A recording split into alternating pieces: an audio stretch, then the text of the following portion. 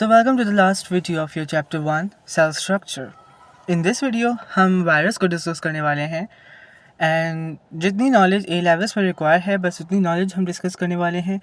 First of all we need to discuss what are viruses. These are the microscopic infectious agents. ठीक है, microscopic का मतलब होता है that they are only visible by the microscope, they are not visible by our naked eyes. They are the infectious disease या infectious agents का मतलब है कि आप किसी के लिए काम कर रहे हो. ठीक है, और और इन्फेक्शस का मतलब है कि बेसिकली आप इन्फेक्शन के लिए काम कर रहे हो, यानी कि ये वायरस इन्फेक्शस कॉज करता है. That can only replicate inside the cells of living organisms. जितने भी जो जानदार ऑर्गेनिजम्स हैं, जानदार चीज़ें हैं, उनके अंदर जितने भी सेल्स हैं ये उसके अंदर जाकर रेप्लिकेट कर सकता है. अगर ये एक लिविंग ऑर्गेनिज्म के अंदर नहीं एंटर हो रहा तो फिर ये रेप्लिकेट नहीं कर सकता. अब सबसे पहले समझो कि वायरसेस होते क्या हैं. Viruses are considered as cellular. As cellular, A का मतलब होता है non and cellular means is basically made up of cell. As cellular यानी कि एक ही सेल का बना होता है. ठीक है, not made up of cells. बहुत सारे सेल्स का बना नहीं होता, ये एज सेल्यूलर होता है, एक ही सेल का. And although we sometimes refer to them as microorganisms, लेकिन कभी कभार हम इनको जानदार भी कहते हैं. अब उसका रीज़न क्या है बेसिकली ये समझो. और माइक्रोऑर्गेनिजम्स भी कहते हैं इन्हें. They are not living and do not count as organisms. देखो, ये लिविंग नहीं होते. ऑर्गेनिजम्स तुम कैसे कहते हो? ऑर्गेनिजम्स तुम उसे कहते हो जो कि रेस्पायर कर पाए, जो कि डाइजेस्ट कर पाए, यानी कि सांस ले रहा है. ठीक है, ब्रीथिंग कर पाए, रेस्पायरेशन कर पाए, डाइजेशन कर पाए, एक्सक्रीशन कर पाए. ठीक है, और मेटाबॉलिक रिएक्शंस कर पाए. वायरसेस इनमें से कुछ भी नहीं करता. Viruses have only ability to replicate, और रेप्लिकेट का मतलब है कि यानी कि वो डुप्लीकेट हो जाता है, यानी कि वो अपने जैसा एक और वायरस बना सकता है. But this is only possible inside living cell. ठीक है, लिविंग ऑर्गेनिज्म सेल. किसी भी लिविंग ऑर्गेनिज्म का जो सेल है, ये सिर्फ अगर उसके अंदर एंटर हो गया ना एक दफ़ा तो फिर ये रेप्लिकेट कर जाता है. तभी इस बीमारी को या इस वायरस को किसी भी सेल के अंदर एंटर नहीं होने देते हम, क्योंकि एक दफ़ा एंटर हो गया तो फिर इसके अंदर एबिलिटी कि इट कैन रेप्लिकेट, और ये फास्ट रेप्लिकेट करते हैं, तेज़ी से बढ़ जाता है. तो ये अपने जैसे बहुत सारे वायरसेस बना लेता है, लेकिन ये सिर्फ तभी पॉसिबल है जब ये सेल के अंदर दाखिल हो जाए. अगर ये सेल के अंदर दाखिल नहीं है और सेल के बाहर ही मौजूद है तो ये रेप्लिकेट खुद से नहीं कर सकता. यानी कि इसके पास एक काम है रेप्लिकेशन का बस. ना ये रेस्पायर करता है, ना ये डाइजेस्ट करता है, ना ये एक्सक्रीशन वगैरह, ये कोई भी जो मेटाबॉलिज्म होते हैं, रिएक्शंस, वो सारे कुछ भी नहीं करता. ये सिर्फ रेप्लिकेट करता है, जिसकी बेसिस पर हम कहते हैं कि यार एक फीचर तो है लिविंग ऑर्गेनिज्म का. पर स्टिल ये रेप्लिकेट भी खुद से नहीं करता कि जब इसका दिल चाहा रेप्लिकेट हो गया. अगर ये किसी सेल के अंदर है तब ये रेप्लिकेट करता है फ़ौरन, और अगर सेल के अंदर नहीं है तो फिर ये रेप्लिकेट नहीं करता. ये किसी और के होस्ट सेल, हम होस्ट सेल इसलिए कहते हैं. होस्ट का मतलब है कि वो किसी और लिविंग ऑर्गेनिज्म के सेल के अंदर मौजूद है, तो वहाँ पर जाकर रेप्लिकेट करता है. Okay, and there are many types of viruses, each of which can have quite different shapes and sizes. In general, though viruses are much smaller and simpler than cells. Viruses बहुत ज़्यादा छोटे होते हैं, एक cell से भी ज़्यादा छोटे और एक सेल से भी ज़्यादा सिंपल होते हैं. सेल्स के स्ट्रक्चर थोड़े कॉम्प्लिकेटेड होते हैं, लाइक उसमें माइटोकॉन्ड्रिया भी आप पढ़कर आए हो. माइटोकॉन्ड्रिया होता है, साइटोप्लाज्म एंड मोस्ट में बहुत सारी चीज़ें होती हैं. वायरस का स्ट्रक्चर पढ़ना बहुत आसान है, और टू बी ऑनेस्ट मैं वायरस का स्ट्रक्चर जब पढ़ लेता हूँ ना तो ये वो पहली चीज़ है जो मुझे याद हो जाती है बहुत जल्दी, और मुझे उस टाइम पे बहुत जल्दी याद हो गई थी. तो मुझे बहुत मज़ा आता है लाइक बात में, क्योंकि इसमें कुछ इतना स्ट्रक्चर है नहीं ना, और दो चार जो स्ट्रक्चर है उनके फंक्शंस याद कर लो, that's okay. Now this is the structure of virus, और इसमें देखो कि this is the structure of the virus HIV. आप HIV को भी लेवल्स पे पढ़ने वाले हो इन योर इन्फेक्शियस डिजीज़. हम इसको डिटेल से पढ़ने वाले हैं. HIV stands for human immunodeficiency virus, और ये जो है वो ह्यूमंस के अंदर होता है ऑफ कोर्स. तो ये बेसिकली इम्यून डेफिशिएंसी की वजह से कॉज होता है, और बेसिकली ये इस चीज़ को कॉज करता है, ह्यूमन इम्यून सिस्टम को वो वीक कर देता है ये वाला वायरस. ऑलराइट, और उसी के साथ साथ इस वायरस का थोड़ा सा स्ट्रक्चर चेक करो. इसका स्ट्रक्चर में हमारे पास सबसे पहले एक है हमारे पास, that's called the envelope. Envelope basically अब ये point I don't think so कि लेवल्स में तब पूछा जाता है, पर फिर भी फॉर द जनरल नॉलेज याद कर लो, आगे काम आएगा. ये जो एनवेलप होता है ना, ये सारे वायरसेस में नहीं होता, कुछ में होता है कुछ में नहीं होता. लेकिन एनवेलप बेसिकली हमारे पास प्रोटेक्शन प्रोवाइड करता है. इसका फंक्शन यही है कि प्रोटेक्शन प्रोवाइड करता है इनसाइड द सेल. जो भी इसके पास ऑर्गेनल्स हैं, भले थोड़े से क्यों ना, लेकिन वो उसको भी प्रोटेक्ट करता है. और इसके अलावा it is also having the enzymes. अब इनसाइड स्ट्रक्चर देखो, inside the structure there is, ये बेसिकली वायरस का स्ट्रक्चर है, तो रेड कलर में आपको शो हुआ है. ये जो बेसिकली ओवरऑल वायरस का स्ट्रक्चर है, लेकिन रेड कलर का जो मटेरियल है that's very important, genetic material, जिसके अंदर जो है वो वायरस अपनी जीन्स को रखता है। तो तभी जो है हमारे पास क्या होता है, रेप्लिकेशन में ये जेनेटिक मटेरियल्स काम आते हैं। अभी आप nucleic acid and protein synthesis में पढ़ोगे कि रेप्लिकेशन होती है किस तरह से, ठीक है, लेकिन वहाँ पे बहुत फिर आपको मज़ा भी आएगा, फिर आपको पता चलेगा कि अच्छा इसी वजह से यहाँ पर जेनेटिक मटेरियल इस पॉइंट पर होता है, इनसाइड द सेल बिटवीन में होता है, बिल्कुल सेंटर में होता है, और उसी के साथ साथ कुछ एंजाइम्स भी होते हैं।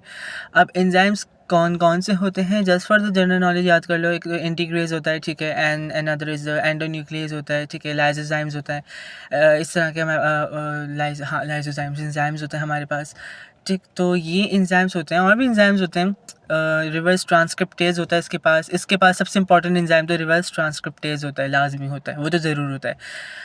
और आई डोंट थिंक सो कि पूछा जाएगा, पर स्टिल मैंने जो नाम बताया उन्हें जस्ट फॉर जनरल नॉलेज याद कर लो, जस्ट इन केस अगर एग्जामिनर दे भी दे फॉर सपोज, तो तुम्हें याद था हो, ठीक है। तो एंजाइम्स हमारे पास इतने होते हैं, इसका कोई इतना डिटेल स्ट्रक्चर याद करने की जरूरत नहीं है, इनके पास फंक्शंस याद कर लो कि एनवेलप हमारे पास होता है फॉर द प्रोटेक्शन, इसी तरीके से कैप्सिड जो होता है, ये कैप्सिड हमारे पास प्रोटीन कोट होता है, प्रोटीन कोट हमारे पास, और एक जीन। अब वो न्यूक्लिक एसिड कुछ भी हो सकती है, लाइक बीच में जो आपको purple colour sorry red colour nucleic acid given है, that's the genetic material is given to you in the grey colour, ठीक। It can be RNA, it can be DNA, ठीक है, या तो ये आरएनए होगा या फिर ये डीएनए होगा। तो या that's the nucleic acid that is present inside the virus. और ये आरएनए या डीएनए क्या करते हैं, बेसिकली ये आरएनए या डीएनए ही रिस्पॉन्सिबल है फॉर द रेप्लिकेशन, ये रेप्लिकेशन के लिए रिस्पॉन्सिबल है। ऑलराइट, ऑलराइट, तो चलो अब और डिस्कस करते हैं ग्लाइकोप्रोटीन्स। ग्लाइकोप्रोटीन्स बेसिकली इसके बाहर स्पाइक्स लगे हुए होते हैं, कुछ इस तरीके का स्ट्रक्चर आपको गिवन है, ये ग्लाइकोप्रोटीन्स कहलाते हैं। Now in your biological molecules आप इसको अच्छे से पढ़ोगे, इन द सेकंड चैप्टर बहुत अच्छे से पढ़ोगे कि ग्लाइकोप्रोटीन क्या होता है। Glyco means glucose plus protein, which is shown you, ठीक है, यानी कि ग्लूकोज और प्रोटीन का जो कॉम्बिनेशन मिक्सचर है वो फिर ग्लाइकोप्रोटीन स्ट्रक्चर बनाते हैं, और स्पाइक्स इस तरह से बनाते हैं। And these are also for the recognition, ठीक है, एंड फॉर अटैचमेंट, ये सारा काम मतलब करता है, ओके। और आप ओ लेवल्स में पढ़ के आए हो सारी चीज़ें, यप। और उसके अलावा यहाँ पर ये ही सारा स्ट्रक्चर है जो आपको इंपॉर्टेंट याद करने की ज़रूरत है। Nothing extra, moving towards next part. अब ये थोड़े पॉइंट याद कर लो कि जो मैंने भी कहा कि हमारे पास वायरसेस में कुछ चीज़ें होती हैं विच आर ऑलवेज प्रेजेंट, और कुछ चीज़ें होती हैं some time present. Some time present का मतलब है कि कुछ ऐसे वायरसेस में होंगे कि उसमें उन वायरसेस में ये चीज़ें होंगी, कुछ ऐसे वायरस होंगे उनमें चीज़ें नहीं होगी। तो आप बोलोगे कि यार इसमें ये चीज़ है उसमें ये चीज़ नहीं है, we are still calling it virus. तो वायरस इसलिए कॉल कर रहे हैं उसको क्योंकि उसमें दो चीज़ें तो लाजमी होंगी। Number one is genetic material, ठीक है, जिसको हम वायरल का जिनोम भी कहते हैं। जिनोम का क्या मतलब है, बेसिकली जिनोम का मतलब है कि it is having the genetic information, the organelle which is having the genetic information. Now it can be DNA, it can be RNA, और still ये देखो, DNA और RNA, अभी आपको ये लेवल्स में ये कॉन्सेप्ट बिठाना है कि RNA is single stranded and DNA is double stranded. हमारे पास ऐसे वायरसेस हैं जो RNA सिंगल स्ट्रैंडेड हैं और RNA डबल स्ट्रैंडेड हैं, और DNA सिंगल स्ट्रैंडेड है और DNA डबल स्ट्रैंडेड है। तो इन्होंने कितना आसान करके लिख दिया कि viral genomes may be DNA और RNA एंड सिंगल और डबल स्ट्रैंडेड। बिल्कुल आसान करके लिख दिया कि या तो वो DNA हो सकता है या वो RNA हो सकता है, फिर या तो वो सिंगल स्ट्रैंडेड हो सकता है या फिर वो डबल स्ट्रैंडेड हो सकता है। बहरहाल ए लेवल्स में ये कॉन्सेप्ट बिठा लो कि DNA is double stranded and RNA is single stranded, क्योंकि आपको आगे भी और हेल्प करेगा, काम करेगा, तो इसी पर अपना कॉन्सेप्ट स्ट्रॉन्ग रखो फिलहाल। यप। सेकेंडली कैप्सिड उसमें लाजमी होगा, कैप्सिड ज़रूरी होगा, अगर कैप्सिड नहीं है तो हम उसको वायरस नहीं कह सकते। कैप्सिड क्या है भाई, capsid is a layer of protein molecules that surround and protect the genetic material. Genetic material की सबसे ज़्यादा हिफाजत जो करता है वो होता है कैप्सिड, जैसे प्रोटीन कोट या प्रोटीन लेयर, ठीक है। तो ये दोनों चीज़ें जिसमें होंगी भाई वो वायरस कहलाएगा। प्लस अब एनवेलप कभी कभार कुछ में होता है, कुछ वायरस इसमें कुछ में नहीं होता, ये भी प्रोटेक्शन प्रोवाइड करते हैं, ठीक है। And it is made up of phospholipids only present in some viruses. Phospholipid का बना होता है ये एनवेलप।